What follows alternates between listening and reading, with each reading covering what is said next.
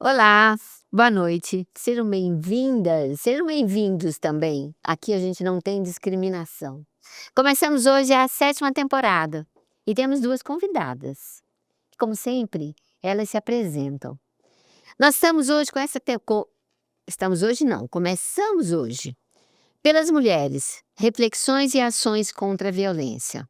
Lembramos que estamos no mês Lilás e precisamos falar sobre um tema e dar basta na violência. Como é que a gente faz isso? Informação, conhecimento, psicoeducação. Por isso que as nossas convidadas estão aqui. Eu sou Audrey Braga e vamos falar sobre violência contra a mulher. O que é e como identificar. Davina? Olá pessoal, boa noite. É muito bom estar aqui. Meu nome é Davina, sou assistente social, terapeuta familiar.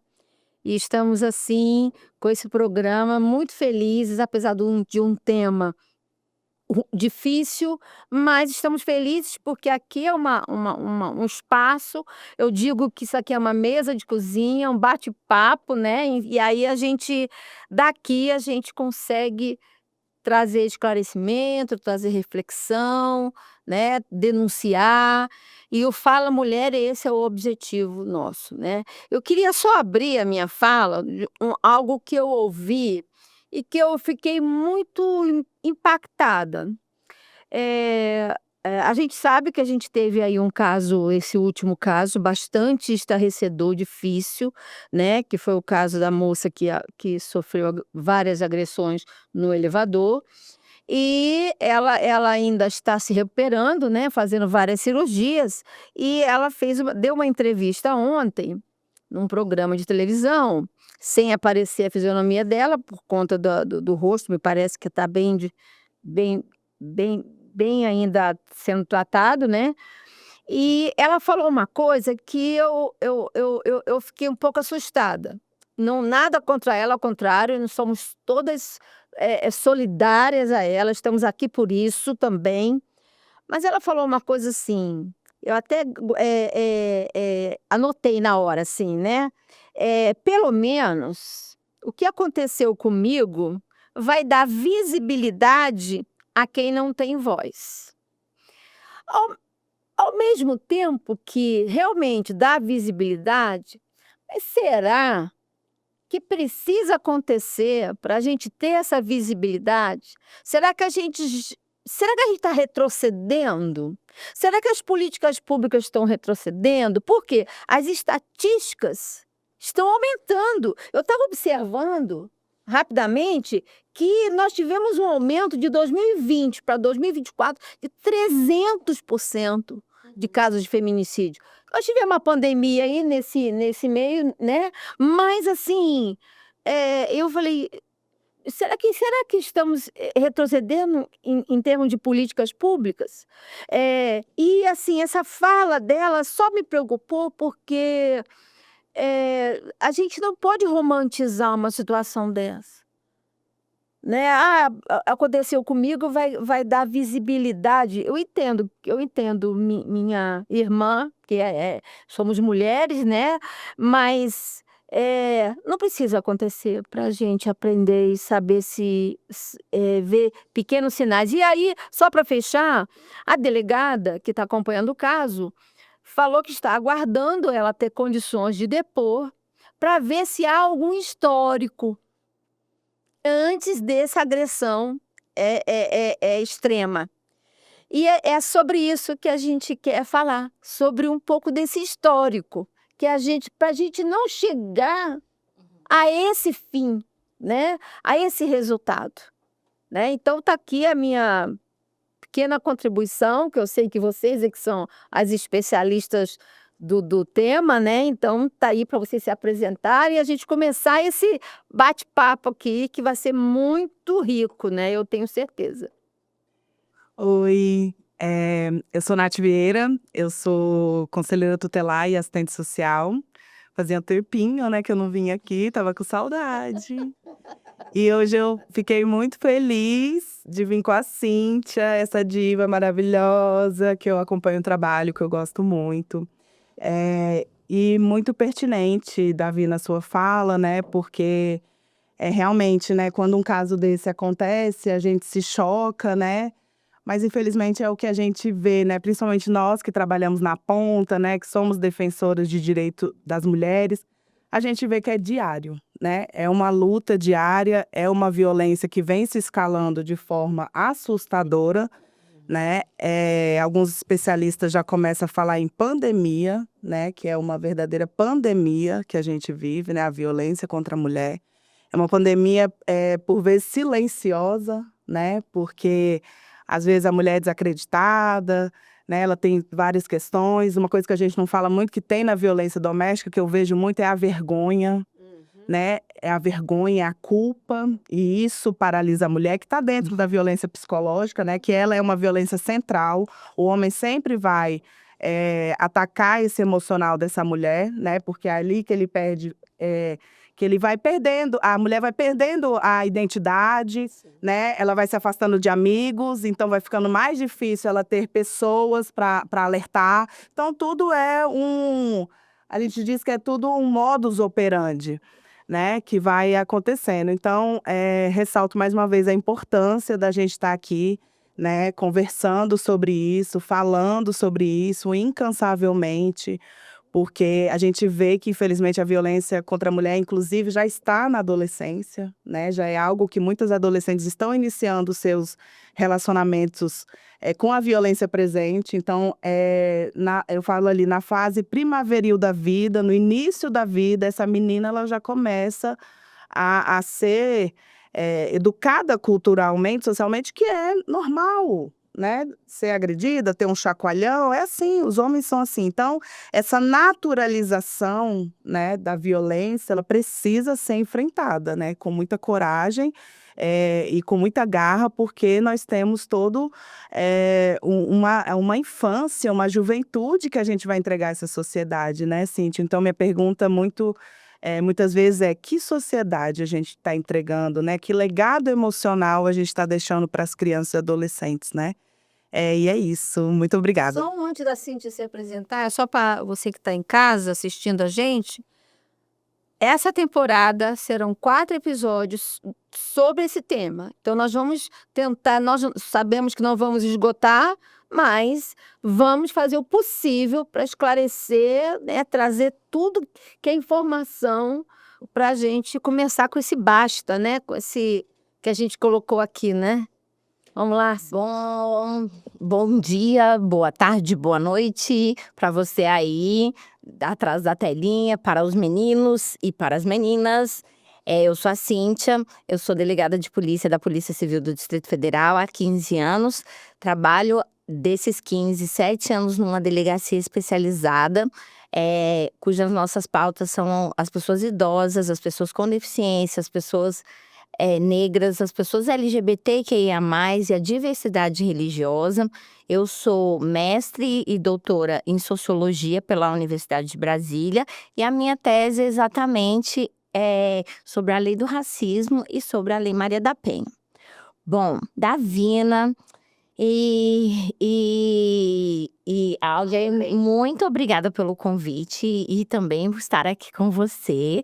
Estou bem feliz. E aí, é muito importante a gente falar desses temas, e principalmente dessas questões assim que quase ninguém comenta de uma forma sistematizada.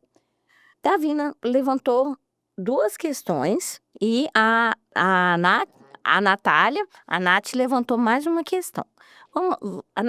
Nessa minha fala inicial, ela falou assim: bom, será que a visibilidade, até que ponto que a gente vai ter que ser vítima para que esse caso chegue e fique um elefante no meio da sala?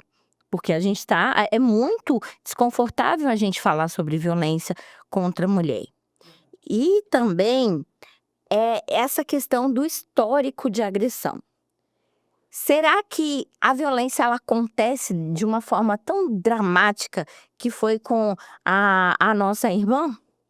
No elevador, daquela forma, com mais de 60 socos. Sim. Isso acontece do nada. Aí lembra a Audrey, que ela veio com uma questão interessante: como identificar essa violência? E, por fim, a gente tem a questão da cultura. Então, eu vou falar umas palavrinhas aqui que tudo isso vai se entrelaçar e vai acabar fazendo sentido. De fato, Davina, a gente não precisa sofrer para ser mártir de ninguém. Mas a gente tem que lembrar, meninas, que muitas mulheres antes de nós foram mártires da causa.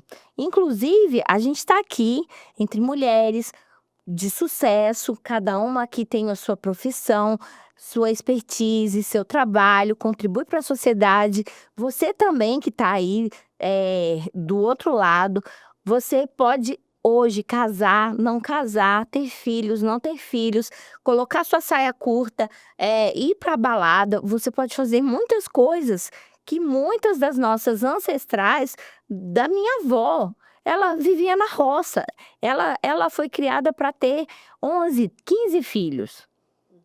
E aí, isso também a gente passa por essa questão de que o nosso sofrimento também não pode ser levado em vão. Então, aí, eu acho interessante a fala da nossa irmã, vítima, a Juliana, né? E aí, por quê? Porque ela está visibilizando. Infelizmente, ela sofreu essa violência drástica, mas a gente está aqui falando dela. E a gente tem que falar dela todos os dias. Agora, uma coisa muito importante: o histórico da agressão. Como que a gente identifica essa violência, pessoal? Infelizmente, a pior violência é a violência psicológica, porque ela paralisa a gente. Então, por ela, mas quer dizer que começaria assim, ó, gente, eu queria começar chamando atenção para tópicos que são de aprendizagem. Então, acho que esse é o ponto. É daí, né? Minar a nossa energia, minar a nossa autoconfiança. Não, chega ali logo depois. Virou a esquina, chega nisso. Mas a psicológica, então... E essa psicológica, meninas, uma coisa muito importante. A Lei Maria da Penha, ela data de 2006. A gente está em 2025, ou seja, a gente tem a gente tem 18 anos da Lei Maria da Penha. Já atingiu a maioridade. A gente nunca desenvolveu esse sistema, que é considerada uma das 3 melhores leis do mundo em defesa das mulheres, de uma noite para o dia. A violência psicológica, ela só foi tipificada como crime recentemente, há 2, 3 anos atrás. E o que é a violência psicológica? Que a gente tem que entender. Violência psicológica é qualquer ato que mine a sua autodeterminação, sua autoestima, atos que façam com que você se ache que está ficando louca, né? Que o que acontece? Não, você está ficando louca. Imagina, eu não falei isso. Eu quero te proteger. Afinal de contas, eu não quero que você saia com essa roupa, porque aí o que vai acontecer? As pessoas vão olhar para você. Ué, e qual é o problema das pessoas olharem para você? Assim, você é livre, entende? A autodeterminação, inclusive, da sua gerência do seu próprio patrimônio. E, Cíntia, uma coisa que é importante a gente colocar, porque aí vai muito de encontro com essa questão cultural. A gente foi muito educada a achar que ciúmes é amor, né? Então, assim... Toda a transgeração. Né? Então, a gente tem esse costume de achar assim, às vezes, não, mas é porque é um cuidado. Né? Ele tá ali cuidando da sua roupa, para você não sair com a roupa curta, porque ele tá cuidando de você. Não, isso não é cuidado, isso é posse, né? E a gente precisa rever algumas questões mesmo que a gente achou por muito tempo que era normal, que é assim mesmo, e a gente precisa se questionar, né? Principalmente porque tem uma nova geração vindo e a gente precisa ensinar para essas meninas que ela é dona do seu corpo, né? Que ela tem que ser livre, ela tem tem que ter a sua liberdade, né, garantida. E o ciúmes, ele vem muito isso, para ir podando a sua energia, né, o seu carisma, né? Uma coisa que eu vejo muito nas mulheres de violência, elas falam muito isso. Ah, eu era uma pessoa mais animada. Ah, eu gostava de sair. Ah, não, hoje eu estou só dentro de casa. Ah, o que que foi? Porque você, não sei. Aí você vai ver, ela está começando um relacionamento. E isso é muito importante, isso é central. Toda mulher que está em violência doméstica, a primeira coisa que a gente vê é que ela fica isolada. Dos amigos. Dos amigos, muitas vezes do parente, de parente. Sim. Eu já vi situação do rapaz ter ciúme da mãe. E sabe por quê isso? Porque o mecanismo da violência, do agressor, ele tem esse domínio da posse mesmo. Ele quer, às vezes, você se sente especial como um diamante, mas na verdade você é uma coisa, você não é uma pessoa. Outro comportamento que infelizmente eu vejo muito na delegacia é a questão de você considerar a mulher incapaz de fazer as coisas. Se você separar de mim, você não vai conseguir um emprego. Se você vai viver? Como você vai viver? Se você separar de mim, olha como você é feia, olha seu corpo, quem vai te querer? Você é nada. E aí você começa, por quê? Porque ele começa a colocar essas coisas na sua cabeça, ele ou ela, porque a Lei Maria da Penha aplica também para relações homoafetivas. Então, a gente sempre tem que lembrar, seu companheiro ou sua companheira. Sim. E aí, o que que acontece? Você começa a acreditar nessas mentiras e você começa a acreditar por quê? Porque você não tem capacidade? Não, porque você está sozinha. E quando a gente está sozinha, sem nossa rede de apoio, sem nossos familiares, sem informação, sem poder assistir os podcasts importantes, sem alguém falando, não, peraí, isso está errado. A gente sempre tem que ter dúvida das coisas. Dúvida, penso, logo existo. Isso garante a nossa existência como ser humano. Então, meninas e meninos, isso é a coisa mais importante, é a gente se identificar o que eu quero da minha vida. Qual que é a minha autodeterminação? Eu quero ter um relacionamento onde esse relacionamento some para a minha vida e não me diminua. Uma coisa importante também, que eu vejo muito, e é uma coisa que eu vejo que tem crescido, a mulher muitas vezes começa a ver que o relacionamento tá tóxico, né, que tá uma situação. Então, hoje a gente fala muito o quê? De psicólogo online. Então, eu vejo muito mulheres que às vezes estão com vontade de fazer terapia, aí fala com o companheiro, não, mas isso é coisa de gente doida, não, pra que você quer? Ele imediato, gente, é batata. Ele vai implicar com a sua psicóloga. Se você entrar para terapia, ele vai implicar. Ele vai falar que você não precisa disso, que é bobeira, ou senão ele vai falar que a psicóloga tá fazendo a sua cabeça. Então, mulher, se esse boy estiver falando que não é pra você ir na terapia, você joga esse boy pra lá. Mas Porque esse boy não tá... Mas por quê? Mas por que o boy faz isso? Porque ele quer te isolar.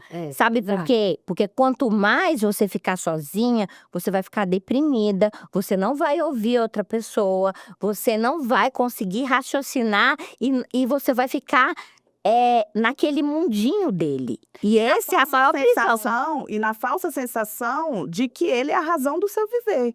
Porque ele vai te atacar, principalmente quando tem filhos, ele vai te atacar. Quem é que vai te querer com 2, 3 filhos, 4 filhos? E outra, e que tipo de mãe você é?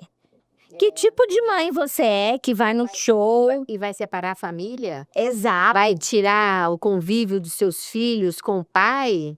Né? Ou seja, e na verdade tem uma questão também, né? Que é o perfil desse homem violento.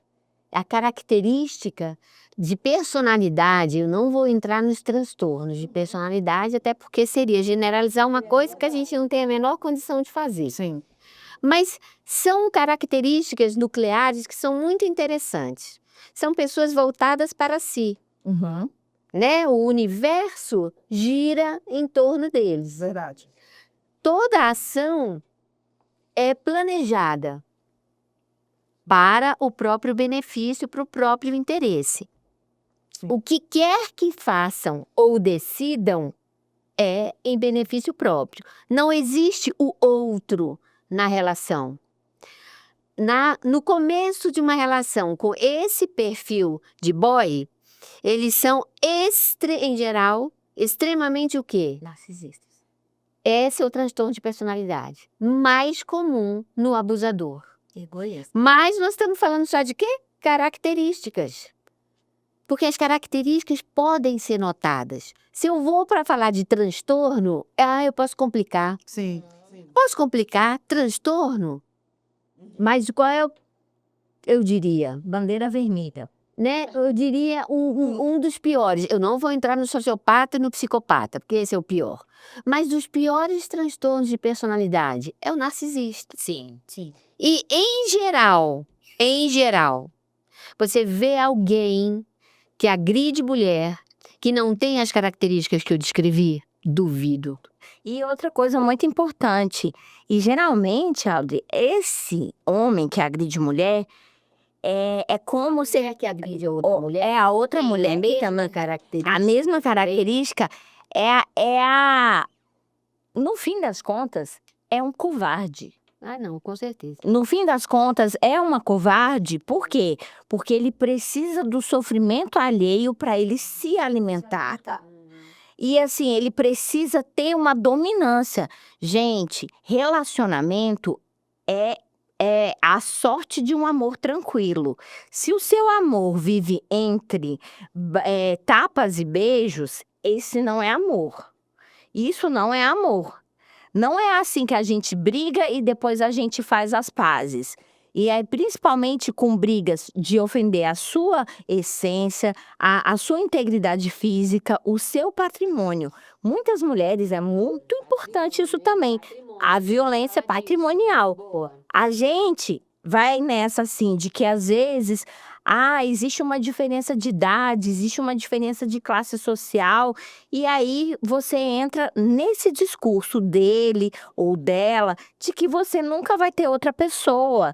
Então você começa a bancar ele ou ela, você começa a pagar as viagens, pagar cartão de crédito, e daqui a pouco você virou a sugar mommy, né? E aí, isso é uma forma também. Se você estiver de acordo, nada contra. Se você tiver plena consciência do que você está fazendo, porque relacionamento, no final das contas, a gente tem que deixar também de romantizar as relações.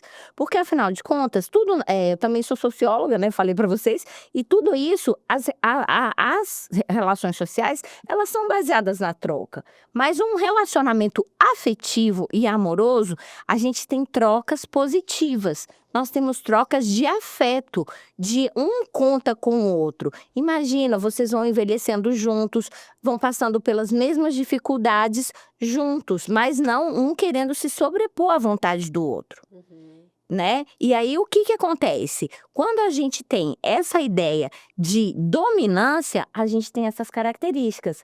Batata, como você falou, todos os meus casos desses 15 anos de polícia, eu me lembro, é o quê? É o cara que ele quer diminuir a mulher, e aí e você sabia que eu tenho vários casos que aí quando ele vê, e é uma delegada que tá prendendo ele fica pequenininho. Eu falo, eu quero ver agora você falar tudo isso que você falou para sua companheira para mim. Não tem coragem. Não tem coragem. Não tem coragem. Por quê? Porque ele só cresce quando na subjugação de outra pessoa. Só cresce na vulnerabilidade do outro. E outro, Só cresce assim. Né? Então, ele constrói a vulnerabilidade da mulher, porque a partir daí o controle é absoluto. E é isso, meninas, que eu tô falando aqui para vocês. Nós temos um Fórum Nacional da Segurança Pública que faz pesquisas sobre o aumento dos crimes. A gente teve quase mais de um aumento de 300% no registro de violência psicológica. Por quê? Porque antes a gente não tinha essa tipificação. Agora a gente tem. E o que é violência psicológica? Meninas, é o que eu falei. Qualquer atitude mandar mensagem no Zap, ficar perseguindo, ligar 24 horas para você para saber onde você está. Falar que vai tirar a própria vida porque não vive sem você. Isso acontece muito, a gente vê muito, inclusive a gente vê muito, né, entre os adolescentes, né?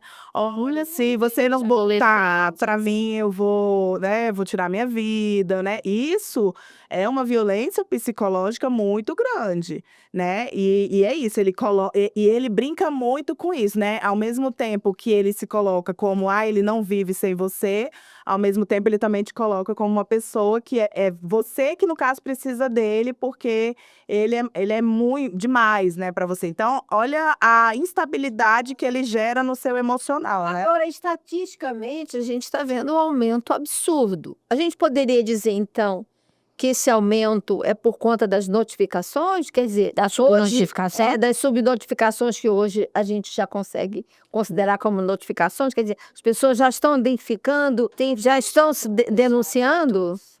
Tem vários fatores. Por exemplo, em outubro de 2023, a gente vai fazer um ano agora de um pacote que modificou o pacote anticrimes contra o feminicídio. O que esse pacote ele trouxe? Ele trouxe várias modificações, não só na Lei Maria da Penha, mas na lei no Código Penal, considerando o feminicídio um crime autônomo, porque antes ele era considerado apenas uma qualificadora do homicídio qualificado, e a gente está tendo mudanças de procedimentos em cada estado nas polícias civis. Porque eu vou explicar para vocês como que funciona aqui. Por exemplo, uma mulher morreu não quer dizer que isso foi um feminicídio. Como que acontece o feminicídio? O feminicídio Pode ser um femicídio, né? pode ser um femicídio, que é uma morte de mulher. Uma morte de mulher. Por exemplo, uma mulher ela pode morrer de uma morte violenta num acidente de trânsito e que não seja o companheiro dela que mandou cortar o freio, porque a gente tem esses casos na DEAN. Tá. Tem sim. Essa questão da sabotagem, de parecer que aquilo foi um acidente, não foi. Parece não, mas isso, a vida real nos surpreende todos os dias. E aí o que acontece?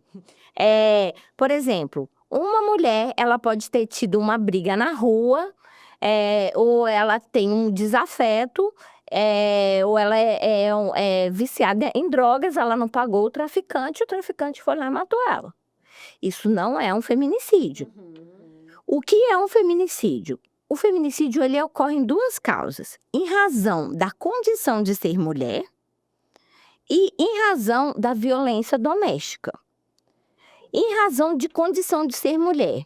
Hoje em dia, a gente está em voga essa questão do ódio contra as mulheres, que é a misoginia, que ainda não foi tipificada de maneira direta no Código Penal e na legislação penal.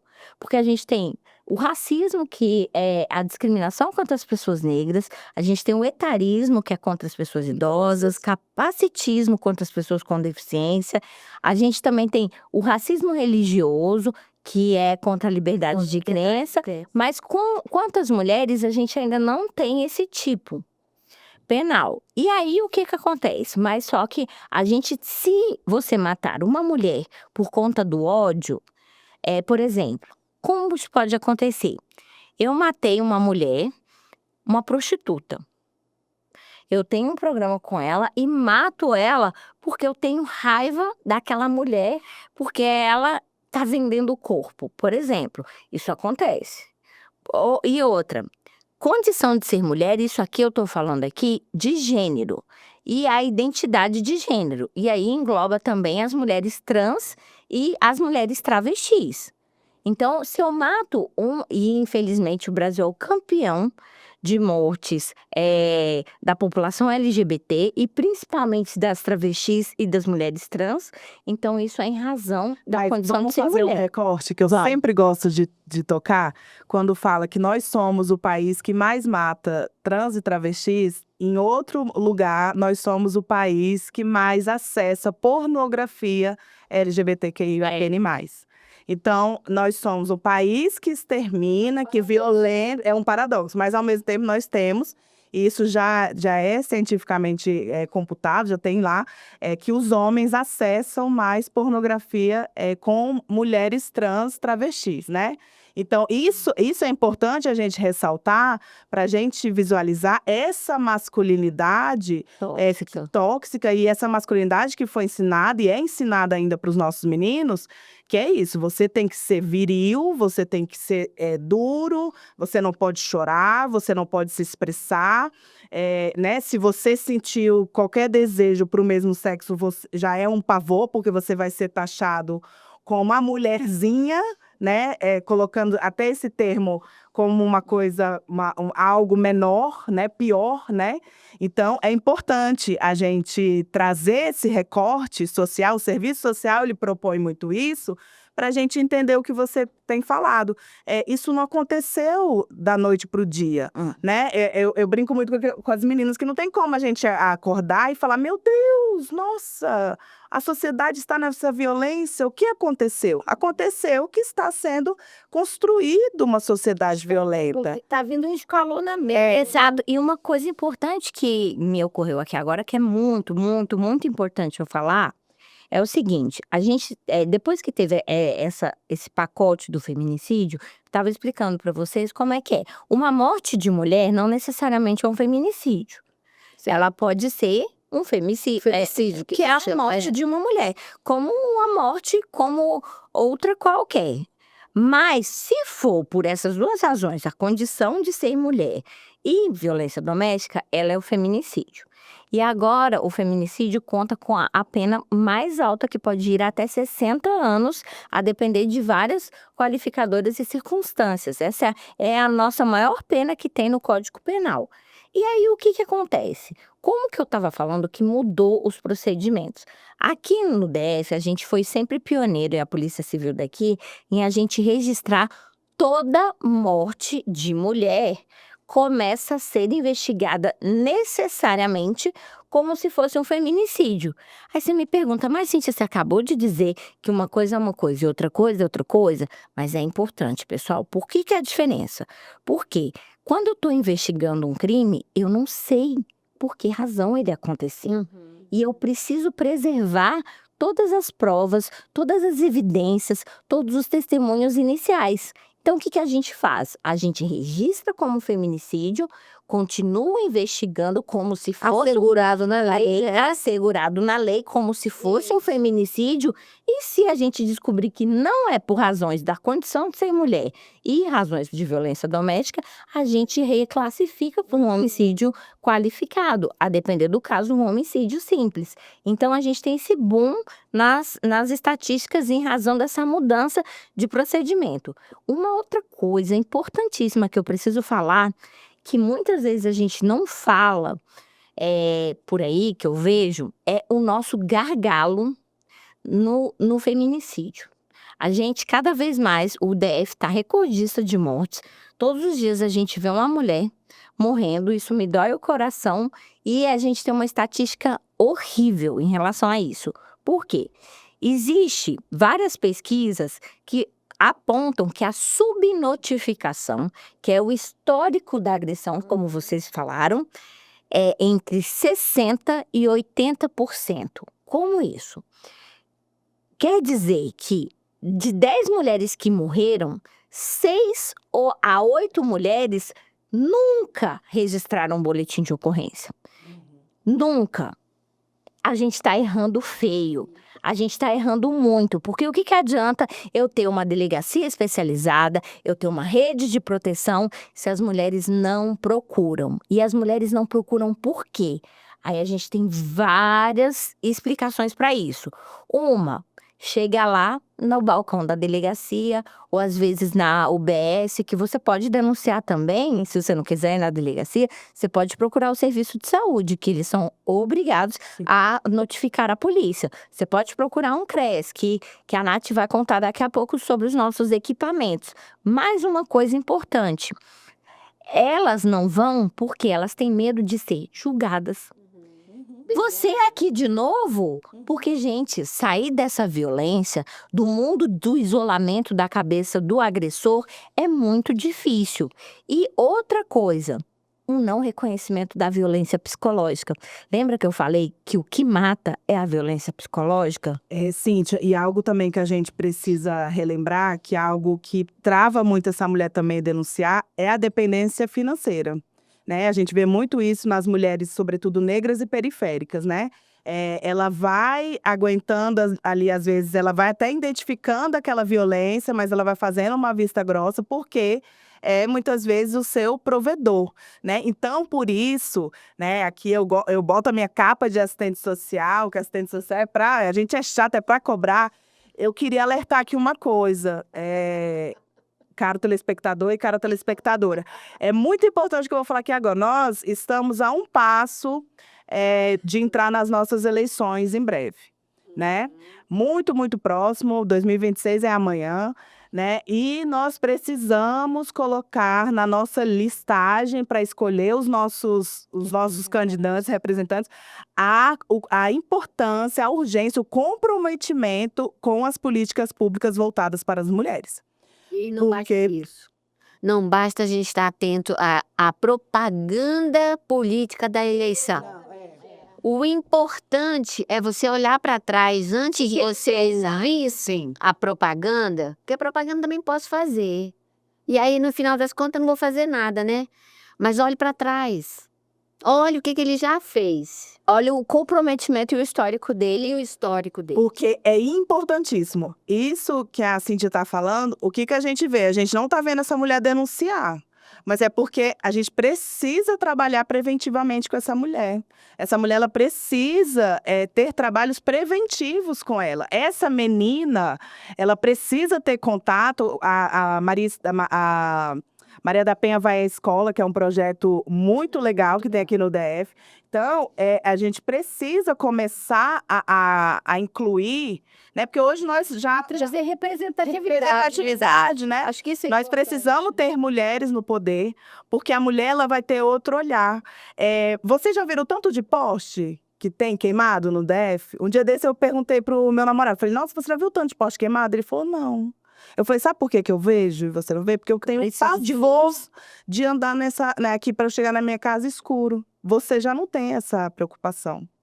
Eu tenho, porque eu chego na minha casa, o poste tá quebrado, eu preciso descer com a minha filha sozinha, né? Olha só a preocupação.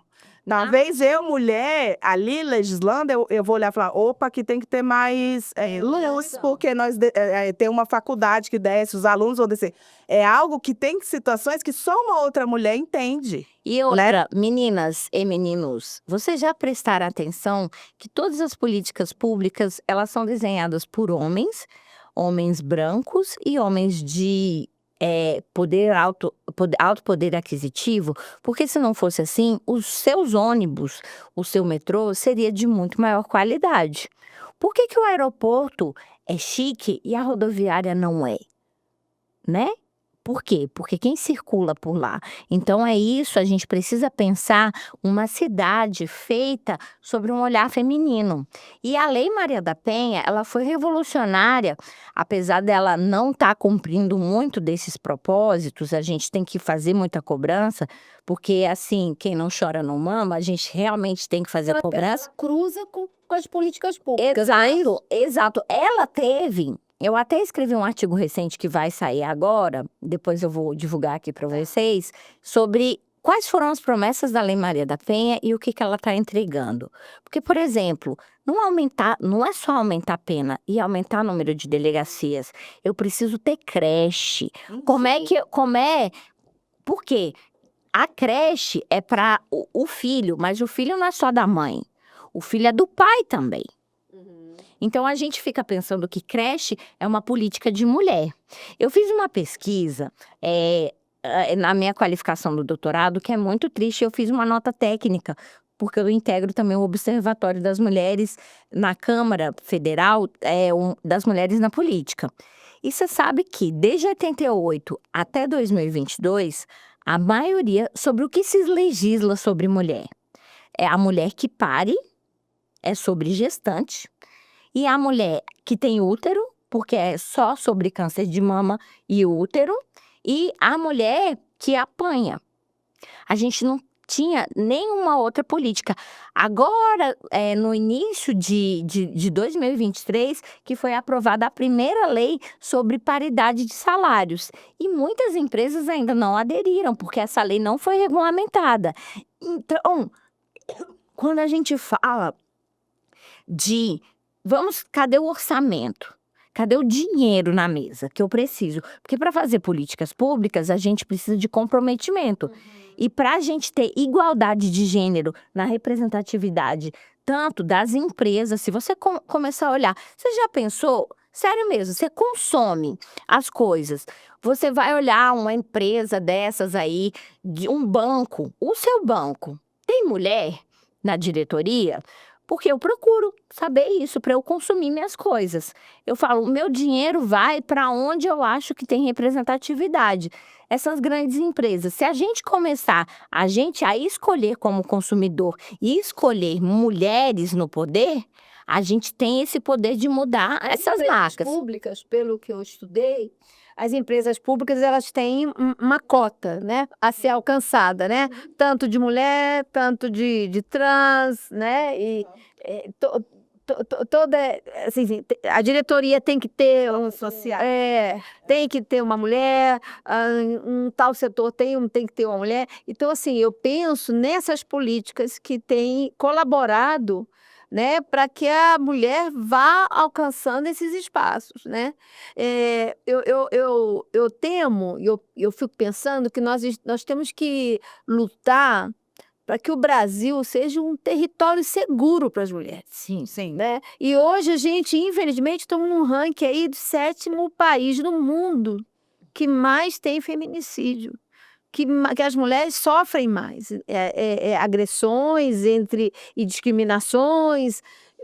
E essas falas que nós estamos, esse tempo que a gente está tirando aqui, que eu sei que é pouco, mas a gente vai continuar, né, por essa temporada, porque nós precisamos dar voz a isso, né, trazer vocês que estão lá na linha de ponta.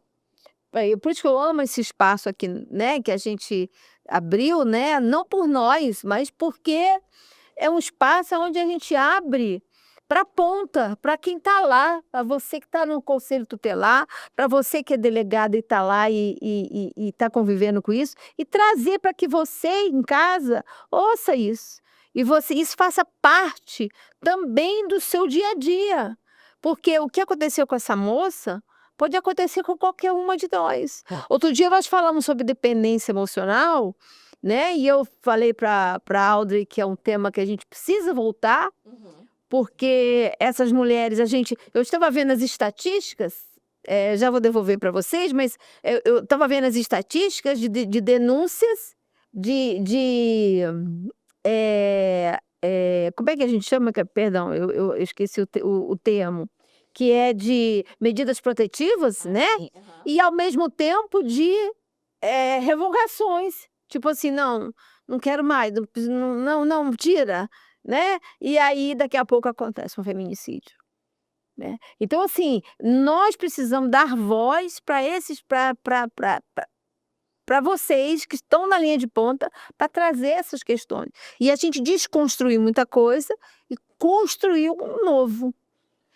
Eu acho que tem que ser um tema que tem que fazer parte do nosso dia a dia mesmo. Tem que estar ali arroz e feijão e falar contra a violência contra a mulher, porque é algo que as pessoas confundem com algo privado, né? E não é, né? E ficou muito essa sensação por aquele jargão, né? A briga de marido e mulher não se coloca a colher, né? Então parece aquela coisa, entre 4 paredes ali, né? Eu não posso colocar a colher. Mas não, é uma questão da sociedade, Até né? porque entre 4 paredes acontecem um outro tipo de violência, que é a violência sexual. Vamos falar sobre isso? Vamos falar, inclusive, com a violência dentro do casamento. Isso é importantíssimo. Isso é muito grave, porque as nossas gerações anteriores, a gente tinha a ideia de que a mulher ela era obrigada a servir o homem em todos os aspectos, sexual, servir para cuidar da casa. Então, Da roupa. cuidar da roupa dele, como se você fosse uma empregada. Assim, então gostaria de casar com uma mulher também, né? Para eu ter uma empregada para cuidar de mim, né? Grátis, porque esse serviço, ainda por cima, é grátis. E aí ele se separa, depois aí o que que acontece? Você não estudou, porque você estava cuidando dos filhos, você não foi trabalhar fora, porque você estava cuidando da casa, e aí depois ele arruma uma gatinha bem mais nova, casa com ela, e aí você não tem direito a nada. E sabe uma coisa que acontece muito, que eu observo você falando, e a gente tem muito na nossa educação a rivalidade feminina, Exato. né? Então, assim, eu tenho que ser muito boa, eu tenho que cuidar desse marido, o meu marido tem que ser muito bem cuidado para, né, dentro dessa prateleira aí da sociedade, eu ser considerada uma esposa excelente, melhor que a outra, né? Então, na verdade, esse inimigo vira a outra, né? E isso é muito perigoso, né? Essa rivalidade feminina, na verdade, é o que nos atrapalhou por muito tempo a gente se conectar, a gente se compreender, né? E outra, e aí falando da violência sexual, gente, existe o estupro marital. E existe essa categoria no Código Penal, mas só que a gente não conversa sobre isso. E falando também do tema que Davina estava falando, que é muito importante, do ciclo da violência e da dependência emocional, gente, ninguém está aqui para julgar isso não, porque é muito difícil. Eu sei que para você, se você está aqui escutando a gente falar até agora, e você tá com aquela pulga e aquele incômodo no coração, e ainda não conseguiu sair, ou se você conhece sua amiga, sua irmã, alguém, seja um instrumento da paz, seja uma pessoa que alerte, que acolha a outra É pessoa. importante, Cintia, aquela amiga que começou a namorar e sumiu, né? Dá uma ligadinha para ela, fala com ela. Exato. A gente teve a Beleza Escondida, tem muito isso, né? Porque ela até, né? Ela era vítima, Flores e espinhos. e ela falava isso, procura a sua amiga, né? Muitas vezes a sua amiga tá afastada, tá precisando. O que tá acontecendo? Às vezes ali você vai ser uma pessoa que ela vai começar a desabafar, porque não é simples, né? E o processo. Não se preocupe você em pensar que você está sendo chata, que você está se intrometendo. Porque assim, água mole, pedra dura, tanto bate até que fura. E cada pessoa tem seu tempo. O importante é você não desistir. Não desista da sua irmã, da sua amiga, não desista de você.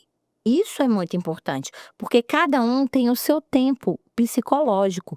Então, assim, não cabe a mim, que sou delegada, ou trabalho na polícia, nem Nath na assistência, nem Álvaro na saúde, a gente julgar. Os equipamentos públicos são públicos, eles estão aí para te receber a hora que for. E é para isso, o seu tempo. A gente tem que esperar o tempo das pessoas, porque é muito difícil. É muito difícil. E olha, eu tenho amigas que são delegadas, mulheres poderosas, mulheres que trabalhavam inclusive na Delegacia das Mulheres e sofreram violência doméstica.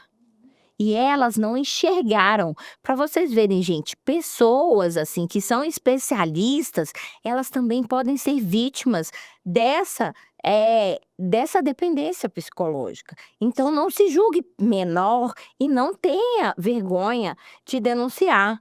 Não tenha vergonha, procure. Olha, se vocês quiserem, tiverem mais dúvidas, tem o Instagram aqui do Fala Mulher para você falar. Existem várias pessoas, tem o meu Instagram, existem várias pessoas para você procurar. E você não precisa ir na delegacia no primeiro dia para denunciar, não. Você pode ir lá para conversar. E eu super entendo que você não quer denunciar naquele momento. Vai ser o seu momento, entendeu? Isso é importante. Porque a gente tem que ter o tempo de maturação. Sim. E assim, às vezes a gente fica muito afoito porque a gente acha é um absurdo essas coisas, porque não é com a gente. E o nosso mundo interior é muito mais complexo, porque envolve os filhos, envolve cobrança, envolve os amigos, envolve a sogra, o sogro, a mãe. Se eu me separar, o que que meus pais vão achar de mim? Uhum. É importante, você trouxe, né, a questão dos aparelhos públicos, eu queria dar ênfase nisso, né? Porque às vezes a gente fica muito, é só a delegacia da mulher, não quero ir na delegacia, né? Mas nós temos vários espaços, na verdade, qualquer espaço público que você for, até o Conselho Tutelar, você pode, né, formular denúncias, inclusive já tive situações assim, mas eu queria colocar aqui que nós temos os CREAS, né, que são os Centros de Referência Especializados da Assistência Social, que tem psicólogo, tem assistente social, né, pessoas preparadas, pessoas muito capacitadas, assim, que estudam mesmo, se debruçam sobre o tema. Então, assim, você vai encontrar pessoas ali para te acolher, né, não é para te julgar, porque, assim, às vezes a gente pensa, nossa, é uma pessoa que eu nunca vi na vida, vai me julgar. Não, são pessoas que têm mesmo, assim, e eu bato palma mesmo, tenho um trabalho muito próximo com o CREAS aqui, né, de Brasília, do Plano Piloto, são profissionais assim, joia mesmo, sabe, que está ali, a gente sabe que tem toda uma precarização, mas está correndo atrás. Dentro da saúde, nós temos os CEPAVs, que são Centros de Psicossocial Atenção à Violência, que também já tivemos aqui a Fernanda Jota, né, que trabalha, então também são profissionais capacitados, incríveis, né, é porta aberta. O que isso quer dizer? Você não precisa agendar, né? A gente fala que é porta aberta, né? Então, você pode ir e receber o atendimento devido. Dentro dos hospitais tem, né? Cada hospital tem o nome de uma flor. Eu sei que aqui o HMIB é o Pave Violeta, né? Nós temos aqui também no DF ligado a Sejus, que é o Direito Delas, né? Que também é um espaço que também fornece psicólogo, orientação jurídica, né? Porque eu acho que isso também entra nas ações, né? Às vezes você não tem coragem de conversar ali com uma amiga, a sua irmã, mas tem um profissional. Nós estudamos, gente, nós estudamos muito. Isso aqui, pra gente, é a nossa vida, porque a minha tia, eu tenho uma tia que ela me provoca muito. Ela me pergunta, por que a violência não acaba? Eu falo, tia, toda vez que você me pergunta, eu tenho mais vontade de estudar, porque é isso, a gente não tem respostas, não temos uma receita de bolo, né? Eu adoraria falar, você faz assim, assim, assado, você vai sair dessa situação, mas é gente, é vida, é sentimento, é afeto, né? É dor. Eu vejo muito isso no conselho, né? Casamentos acabando ali com violência, mas tem uma criança ali no meio, né? Tem muita dor, tem muita coisa que não foi dita, né? Então, eu acho que a gente também, que eu queria colocar aqui, os relacionamentos precisam ter manutenção. Sim. A gente precisa parar, a gente precisa ter tempo de qualidade, porque foi inventado pra gente que a gente tem amizade sem manutenção, a gente pode viver nessa loucura, no frenesi, sem parar. Não podemos, a gente precisa parar. Se você não parar, vai ter uma hora que o corpo vai parar, o emocional vai parar. Então, se você está vendo sinais dentro da sua relação, para, conversa, dialoga. Se aquela relação não faz mais sentido para você, se você é afastada da pessoa, te dá alívio, o ciclo encerrou, né? A gente precisa também reconhecer. Às vezes, muitas mulheres eu falo, a gente ia tentando, ia tentando. Tem hora, minha amiga, que tem que parar de tentar, né? Outra coisa, não se culpe. Assim, todo mundo, a gente tem essa ideia de que a gente tem que estar com alguém. Gente, estar com alguém é só se somar. Se diminuir, e principalmente se diminuir você, e isso é ruim. Tem que ser um tempo de qualidade, uma coisa boa, que te engrandece. Você não pode estar infeliz com aquela pessoa. Não, e amiga, outra coisa, ó, isso aqui eu vou falar uma coisa de verdade. Eu já tive relacionamento, que eu também já passei por relacionamentos tóxicos. Mesmo a gente estudando, trabalhando, a gente também passa, porque a gente é gente, né? A gente se questiona, será que é isso mesmo? Eu já passei por relacionamento assim, que eu era até feia, gente. Eu tinha uma energia até feia, entendeu? Quando eu terminei com um boy, o povo falou, mas você tá bonita. Porque é isso, é uma coisa que te adoece, que te bota pra baixo, te deixa baixo astral. Quando você começar a ver que sua energia de bonita tá sumindo, amor, você fala assim, esse boy não tá mais fazendo sentido pra mim. Exatamente. O tema é interminável, né? Eu quero até mas temos que nos despedir. Eu vou deixar essa porta aberta aqui para que vocês voltem aqui para a gente continuar essa discussão. Aí eu quero voltar de novo com a Cíntia. Dois precisados. E você sabe que a gente precisa falar também de um tema, de uma palavra que não é muito conhecida por todo mundo, que chama interseccionalidade. Será que todas as mulheres são iguais? Será que o sofrimento das mulheres são iguais? Como é o sofrimento de uma mulher negra, de uma mulher idosa, de uma mulher com deficiência? Espaço aqui A gente tem para falar de muita coisa. em casa, né? Então a gente vai se despedir. É interessante que todas as vezes que a gente termina um podcast, a gente vai junto para casa. E a gente vai conversando. E aí eu teve um dia que eu falei para ela assim, eu acho que eu tô me vendo naquela situação. Eu tenho 65 anos. E eu me vi numa situação. Eu falei, Audrey, eu acho que eu sofria isso. Aí a gente ia conversando. Então, assim, é para você que está em casa achando, de repente, que a gente passa, como a Natália falou, a gente passa por situações e sempre há tempo, né, e espaço para a gente poder estar falando sobre isso. Esse é o objetivo desse programa, dessa mesa da cozinha que eu digo aqui, né? Então, fica aqui a nossa despedida, a minha despedida, depois vou passar para as meninas. Também quero agradecer aos nossos parceiros, né? A Levanza Boutique, que está sempre nos vestindo, a Rafaela Rezende, que está sempre nos oferecendo as semijoias, né, que a gente usa, o Espaço Lince, sempre aberto, né, para consultas, né, na área de saúde mental. Então, assim, eu queria muito agradecer a esses parceiros que estão conosco e agradecer a você, né, que passou aí essa noite conosco. E, olha, vem muito mais. Aguarde, essa temporada, eu acho que tem fogo aí para continuar, né, Natália? Gente, muito obrigada. Mas hoje eu queria quebrar um pouco o protocolo nesse meu agradecimento, nas minhas considerações finais. Eu queria muito agradecer a mim mesma. Assim, eu queria muito, vendo você falar, eu vi como é bom eu me ver aqui sentada, olhando para você e agradecer a Natália, que estava grávida, terminando a faculdade, achando que não ia ser nada, né? Mas eu não desisti, né? Eu queria agradecer a Natália, criança, que sempre foi inquieta, que sempre se questionou, a Natália adolescente, que foi rebelde, que se questionava, olhava o mundo, não entendia as desigualdades, né? Então, eu queria me agradecer porque sou uma vítima também da violência psicológica, mas eu me mantive firme, me mantive no alvo da lucidez, porque hoje eu tenho uma filha e hoje eu digo a ela que ela nasceu para ser livre, ela nasceu para ser feliz e o desrespeito é inegociável. Isso a gente não aceita. Eu não aceito ser desrespeitada por nada, por ninguém, né? Porque eu sou uma mulher livre.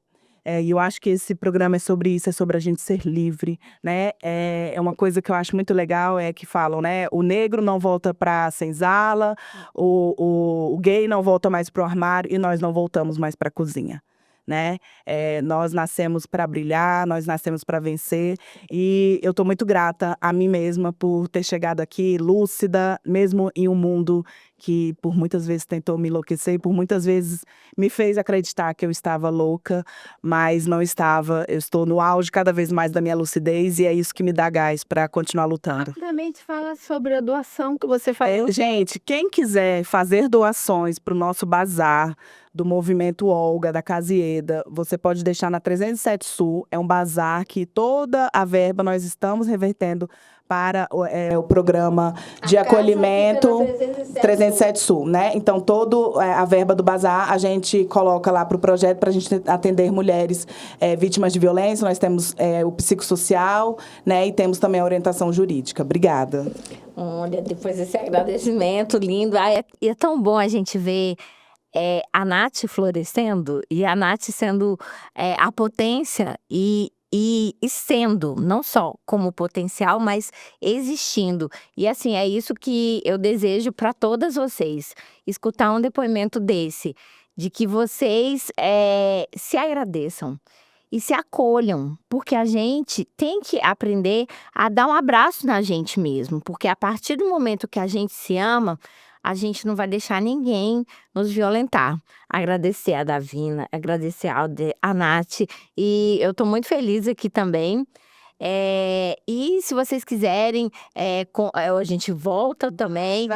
Olha lá no meu Instagram, participo de muitas coisas e estamos sempre à disposição, gente. O objetivo é a gente crescer todas juntas. Falar de violência é um ato também de coragem e de protesto. E a gente queria deixar nosso protesto de basta. Denunciar pode ser bem difícil. Já foi falado aqui várias vezes. Eu não quero me repetir, mas eu quero assegurar de que é possível. Eu quero agradecer a quem nos presenteou com as florezinhas de lilás. Cristiane Jansen Cabral, muito obrigada. E a gente se vê no próximo. Até!